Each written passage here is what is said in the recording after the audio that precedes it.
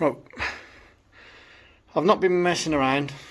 Some of you might notice there's some bodywork in place now.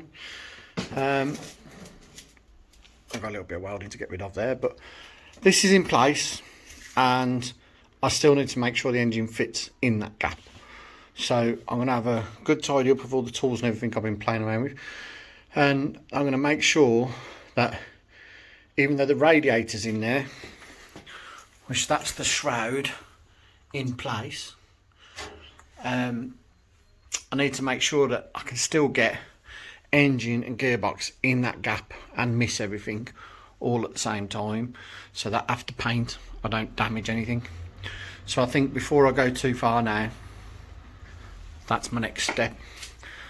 Buried underneath that corner of stuff there, which is my old man's paintings and all sorts of stuff, is the engine covered up. So I'm going to dig that out, swing it around, and we'll see if we can get it in that gap, and I'll try and set the camera up so you can see it happening. Back in 2 secs.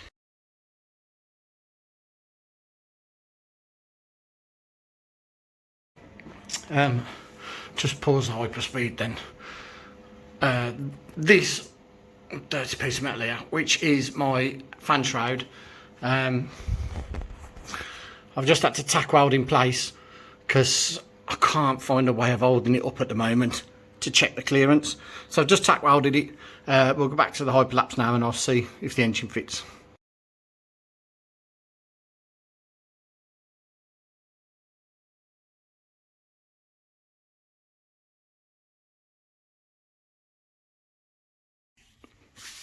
So the answer to the question, does it still fit? Yeah, I think it does. It's still in there. I'm a little bit close here, which I can address. I can make this different shape or something. I've had to trim, as you can see in the video, a little bit more off the bottom, which is fine because I haven't actually finished any of the metalwork at the bottom yet. None of this is finished. I wanted to see whether it'd get past the sump, which it has, and I've got to put that bracket back in place, which is the end of the gearbox, and then this bracket. But yeah, she's in. And the question is, does it clear my radiator? By about 5 mil. Very close. I've got a couple of options. I can trim this edge, or I can lower the engine a little bit. So I'll just work through my options and get myself about 15-20 mil gap here, and then that'll solve that problem. But well, she's back in the hole as far as you can. I wish I could just start it up like that and drive it, but there's a fair way to go yet. There's my new set of tyres over there. These are Broccoli's. They're like a semi-race tyre, I was told.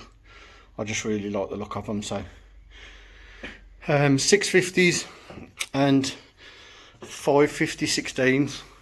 Not a massive stagger on them, but these were always only temporary.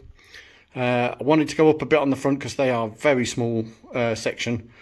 I wanted to go up a bit on the front. I've actually come down a little bit on the back, but you can't get Broccoli's in a 750, so that's it. Compromise is compromise.